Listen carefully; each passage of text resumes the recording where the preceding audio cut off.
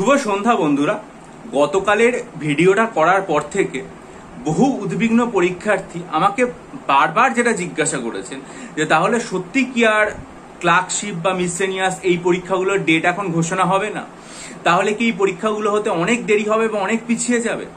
এখন এই উত্তরটা যেহেতু একটা ওবিসি সংরক্ষণ সংক্রান্ত রায় বাতিলের পরিপ্রেক্ষিতে, ফলে উত্তরটা দিতে গেলে বা এই যে সিদ্ধান্ত যেটা গতকালের পেপারে আমি আপনাদের সামনে রেখেছিলাম সেটা দিতে গেলে সবার প্রথমে তাহলে যেটা করা দরকার সেটা হচ্ছে যে আইনি পরিভাষায় সেই রায় কি বলা হয়েছে সেটা একবার দেখা।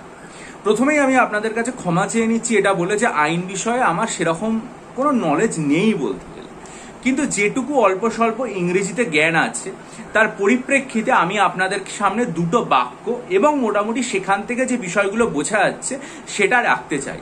আপনারা নিশ্চয়ই প্রত্যেকেই এতক্ষণে ওবিসি সংরক্ষণ বাতিল সংক্রান্ত যে রায় সেটা পেয়েছেন এবং আপনাদের কাছে সেটার পিডিএফ বা কপি আছে, আপনারা অনেকে সেটা পড়ে গভীরভাবে পর্যালোচনাও করেছেন।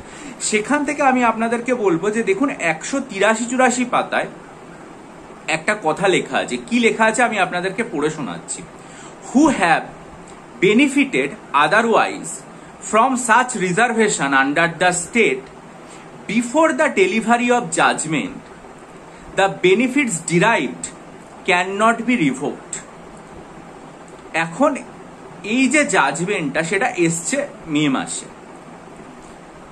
আমরা দেখেছি যে পরীক্ষাই হোক 2023-এর প্রিলিমিনারি বা ক্লার্কশিপের ফর্ম ফিল আপই হোক বা মিসলেনিয়াসের ফর্ম ফিল আপই হোক, সেগুলো কিন্তু অলরেডি হয়ে গেছে 2023 সালে। তাহলে 2024-এ যখন এই জাজমেন্টটা এলো তার আগে এই সমস্ত সুযোগ সুবিধাগুলো নেওয়া হয়েছে। আমি ধরে নিচ্ছি যে ক্লার্কশিপ পরীক্ষা বা মিসলেনিয়াস পরীক্ষার ফর্ম যারা ফিল আপ করেছিলেন তারা এই সংক্রান্ত ওবিসি ক্ষেত্রের যে সুবিধাগুলো নিয়েছিলেন সেটা 2023-এ নিয়েছিলেন। এই রায়টা এলো 2024-এ। তাহলে এই যে 183-84 পেজে যে কথাটা লেখা আছে, those who have benefited otherwise from such reservation under the state before the delivery of judgment, the benefits derived cannot be revoked. অর্থাৎ যে বেনিফিট অলরেডি ডিরাইভ করা হয়েছে, কারণ ফর্ম ফিল আপের সময় যে তারা সুযোগ সুবিধাটা নিচ্ছেন এটা তো একটা বেনিফিট। তাহলে এটা যখন তারা নিচ্ছেন রিজার্ভেশনের ক্ষেত্রে এবং সেটা এই জাজমেন্ট আসার আগেই নিচ্ছে, তাহলে সেটা রিভোক করার কোনো রকম কোনো ব্যাপার নেই, তাহলে সেটা থাকবে। এটা হচ্ছে 1 নম্বর। 2 নম্বর, আপনারা যদি 191 পাতায় আসেন জাজমেন্টের, তাহলে দেখতে পাবেন লেখা আছে who have succeeded in any selection process in the state shall not be affected by this judgement. অর্থাৎ এই সমস্ত সুযোগ সুবিধাগুলো নেওয়ার পরে যারা কোনো একটা নির্দিষ্ট সিলেকশন প্রসেসের ভেতরে ঢুকে পড়েছেন তারা এটার দ্বারা আর কোনো রকম ভাবেই এফেক্টেড হবে না।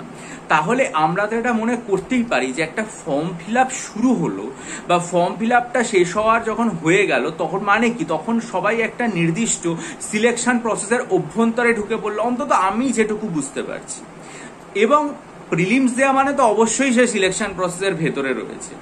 তাহলে একজন পরীক্ষার্থী যে সিলেকশন প্রসেসের ভেতরে রয়েছে, তাহলে সেই সিলেকশন প্রসেসের প্রক্রিয়াগুলো যখন জাজমেন্ট আসার আগে এসেছে, তাহলে এই যে জাজমেন্ট সেটার দ্বারা কারোর কোনো রকম ভাবে ক্ষতিগ্রস্ত হওয়ার কথা নয়। আবার আপনাদের সামনে পড়ছি 191-92 পাতায় যেটা লেখা আছে, 191 পাতায় সম্ভবত, who have succeeded in any selection process in the state shall not be affected by this judgment.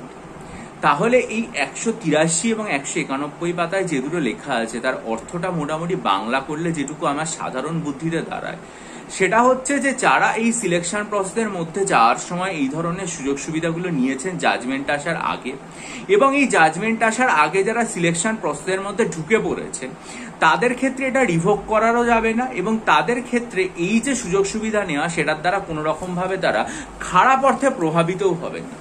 তাহলে এটা যদি সত্যি হয় তাহলে দেখুন গতকালের যে খবরটা আনন্দবাজার পত্রিকাতে এসেছিল সেই যে খবরটা, এইটা তো গতকাল আনন্দবাজার পত্রিকার খবর ছিল। এই খবরের 3য় প্যারাগ্রাফে কিন্তু একটা কথা খুব স্পষ্টভাবে লেখা হয়েছিল, প্রশাসনিক সূত্রকে উদ্ধৃত করে, যে পাবলিক সার্ভিস কমিশন ওই আগে থেকেই নিয়োগের প্রক্রিয়াগুলো চালাচ্ছিল, তাতে কোনো ক্ষেত্রে পরীক্ষা হয়েছে, কোনো ক্ষেত্রে ইন্টারভিউতে ডাকা হয়েছে, ফলে আদালতের রায়ের কারণে এগুলো বাধাপ্রাপ্ত হবে না বলে মনে করছে পাবলিক সার্ভিস কমিশন। অর্থাৎ যে ক্ষেত্রে নিয়োগ প্রক্রিয়া শুরু হয়ে গেছে, এখন আমি জানি না যে নিয়োগ প্রক্রিয়া শুরু বলতে তারা কোনটাকে বোঝাচ্ছে। যদি নিয়োগ প্রক্রিয়া শুরু করা বলতে এটাকে বোঝায় যে মানে ফর্ম ফিল আপ থেকে, কারণ একটা ফর্ম ফিল আপ আসা মানে ভ্যাকেন্সি এসে যাওয়া মানে ফর্ম ফিল আপ প্রক্রিয়া শুরু হয়ে গেল, পরীক্ষার্থীরা যার সবকিছু সাবমিশন করে দিল সেখানে, ফলে তো সেটা নিয়োগ প্রক্রিয়ার ভেতর ঢুকেই গেল। যদি না যতক্ষণ না প্রিলিমস না হচ্ছে সেটা তো তার দায়িত্ব নয়, সেটা নিয়ামক সংস্থা যখন নেবে, সে তো সবকিছু সাবমিট করে দিয়েছে সেখানে। তাহলে সেটাকে বোঝাচ্ছে, যদি সেটাকে বোঝায় তাহলে কিন্তু ক্লার্কশিপ বা মিসলেনিয়াস পরীক্ষা সেটা ডেট অ্যানাউন্স করার ক্ষেত্রে কোনো রকম বাধা থাকার আর কথা নয়, কারণ তারা নিয়োগ প্রক্রিয়ায় ঢুকে গেছে। এবং 2023-এর প্রিলিমসের রেজাল্ট বের করার ক্ষেত্রেও কিন্তু আর কোনো বাধা থাকার কথা নয়। কিন্তু যদি এটা মনে করা হয় যে এটা সত্যি মানে এটা নয়, মানে যতক্ষণ না প্রিলিমস না হচ্ছে ততক্ষণ নিয়োগের মধ্যে ঢুকবে না, তাহলে অবশ্য কিন্তু যদি এটা চেঞ্জ করতে হয় তাহলে তো আবার একটা মানে বিরাট পরিবর্তন আনতে হবে, এডিট উইন্ডো দিতে হবে, সেখানে কারা কারা কি দেবেন না দেবেন। আর যদি এর মধ্যে সুপ্রিম কোর্ট খুলে যাওয়ার পর সেখানে সরকার গেল এবং সেখানে একটা স্টে নিয়ে এলো, তাহলে প্রক্রিয়াটা চালাবে কিনা, বা স্টে আসা মানেই তো ফাইনাল ভার্ডিক্ট না, সেটা কতদিন ধরে চলতে পারে, 5 মাস 6 মাস, যতদিন ধরে চলতে পারে, একটা সময় লাগবে।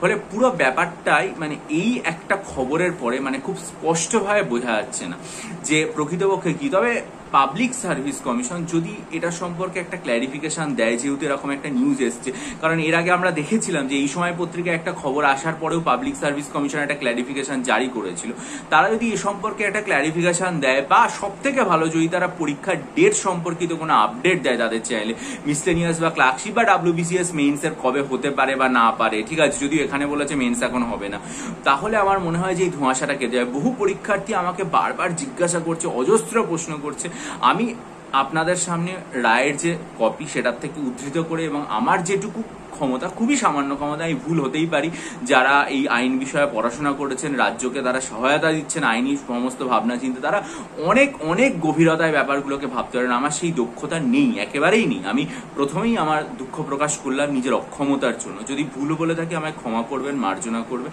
কিন্তু আমার যেটা মনে হয় যে এই সমস্ত ভাবনা চিন্তা বা বিচ্যুতিগুলো কেটে যাবে যদি পাবলিক সার্ভিস কমিশন এর আগে যেমন তারা করেছিল, একটা খবরের প্রেক্ষিতে তারা একটা ক্ল্যারিফিকেশন দিয়েছিল বা একটা ইস্যু করেছিল একটা নোটিশ টাইপের, তারা যদি এইবারও এই খবরটার প্রেক্ষিতে কি হতে চলেছে পিএসসি মিসলেনিয়াস বা ক্লার্কশিপ সম্পর্কে সেটা তারা জানায়, BCS 2023-এর প্রিলিমসের রেজাল্ট জানায়, বা একটা ডেট সম্পর্কে বা আপডেট কয় পরীক্ষা হবে দেয়, তাহলে খুব ভালো হয়। সেটা অবশ্যই আমি আমার চ্যানেলে জানাবো যদি তারা দেয়।